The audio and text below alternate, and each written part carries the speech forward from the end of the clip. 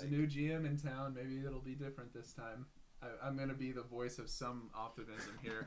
I'm not just going to strap in for another 20 years of disappointment.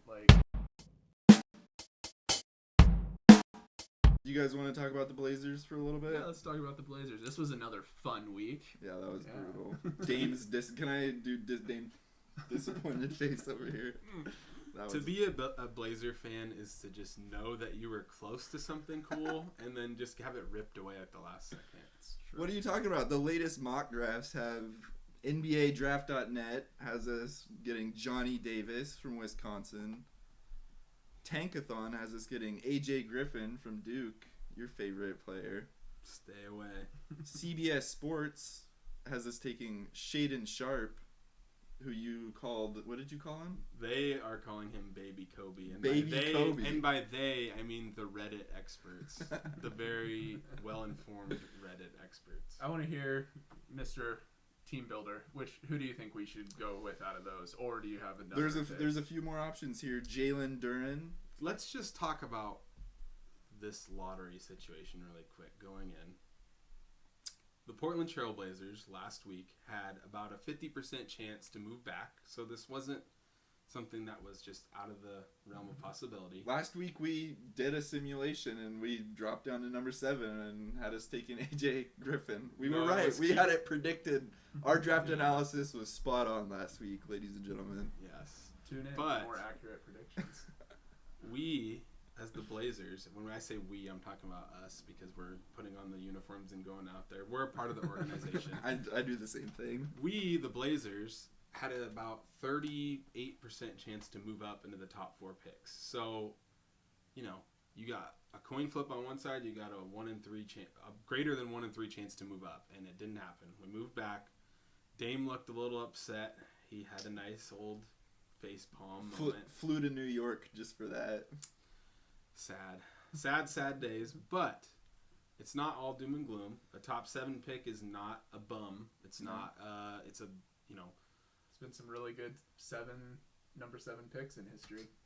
My Finals MVP Steph Curry was a number 7 pick. Steph Curry. So let's. Too bad we didn't have the number 1 pick, Andrew Wiggins. That just goes to show. Yeah.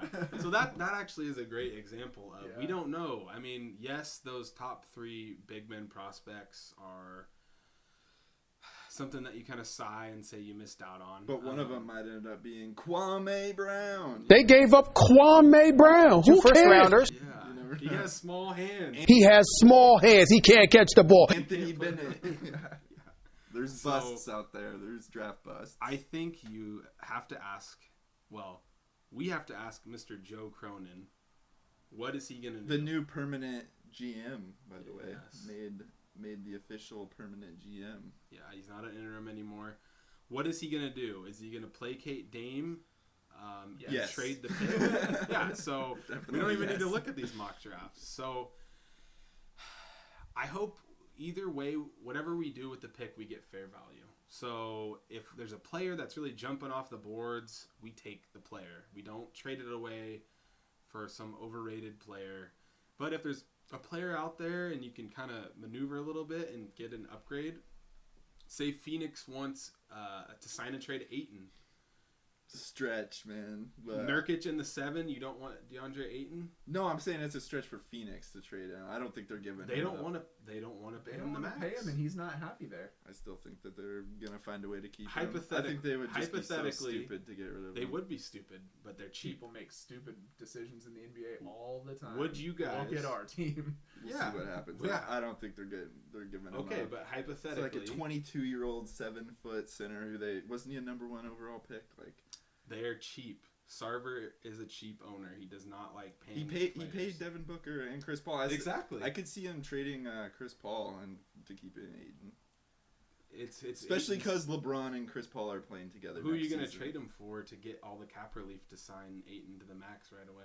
Westbrook and then waive him. What? No. So hypothetically, would you trade Nurkic 7 and like Keon Johnson for Ayton? Yes, all day. Okay, You'd be stupid not to. My point is, if you can find a deal that gets you good value for the 7, you can trade it. If not, don't. Maybe not Ayton. I'm just saying there's a lot of rumblings with him being unhappy with them offering him a max. And if they are going to get super cheap and say, no, we're not going to pay you a max, you're going to need to sign and trade it unless you want to renounce a lot of your players to open up the cap space. Like, you'd have to get rid of Hart and Nurk. You don't want to get rid of Hart, but if you find value for that 7th overall pick, trade it. If not, just make the best move one way or the other. Don't trade the 7 for Jeremy Grant, please. He's good. If I know the Blazers, they're going to end up right somewhere in the middle. I'm not getting anything good, not getting anything bad. We're probably going to end up with Jeremy Grant or some other... There's a new GM in town. Maybe it'll be different this time. I'm going to be the voice of some optimism here. I'm not just going to strap in for another 20 years of disappointment. Like, I want to believe that things can get better. I wouldn't say 20 years has been a disappointment. I'd say we've been a top 10 NBA franchise over the last 10 years or so. We've had some seasons that have been disappointing, some where we've got to the semifinals, gone to the Western Conference Finals. Yes, we didn't win a game, but it was still a great season. You're a top 4 NBA team. But, yes, I hope so too. I hope it's not doom and gloom. I have hope. We'll see what Cronin can do before we throw him out there to the Wolves, Timberwolves. But that's where he's in enough. Yeah, but if we're reaching and doing something, wasting that highest draft pick we've had since Dame, there's going to be a lot of unhappy Redditors. For Miles Bridges or someone like that. Yeah, Miles Bridges is going to get the max too. But if Charlotte's stupid and doesn't max him, there you go. That's another. No, I'm saying that would have been a reach to trade the number 7 for Miles Bridges. I would do that. You'd rather take Miles Bridges than Jeremy Grant? Yes, 100%. He's 23, ton of potential, super athletic, big wing. We don't have a big wing. Not a lockdown defender, but he's has tons of potential. He's never played with a player as good as Lillard. I don't buy that Ball is as good as Lillard. You know who I don't want, even though he's a great player? I don't want Zach LaVine. That was another guy I was going to talk to. I really feel like that's like he's a guard with guard skills. Not good defense. Yeah, offensive minded. It's like we really don't need another guy like that. We need big wings, like you were saying, which they're a premium in the NBA right now for sure. They like are.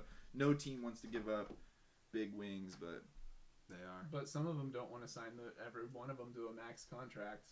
So the salary cap does come into effect. For sure. You can't sign 5 guys to max contracts. So yeah, it's tough to have the Blazers sign a max contract.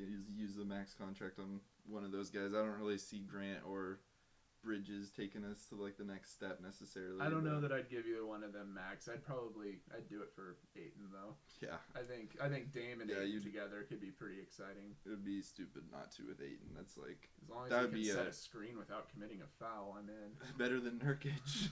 Although he had problems with that in the last couple rounds too. He was looking a lot like Nurkic out there, getting like 4 fouls all off screens. 5 years younger though. Yeah. And he's got some time to develop. And is healthy. Yeah. He doesn't miss games. He's not, emotionally intentionally fouling himself out of games because he's pouting in the playoffs. It is interesting. Yeah, they did have him and Monty Williams had some words, I guess, at the end of the last series. He wasn't playing. He didn't play him at the end of the last series. Well, he wanted him to go into the game, and Ayton said no because they were down 45 points in the fourth quarter. I kind of get that. And he was about to be a restricted free agent, and they didn't give him max. So it's like, yeah, he's going to be upset. He's worth a max.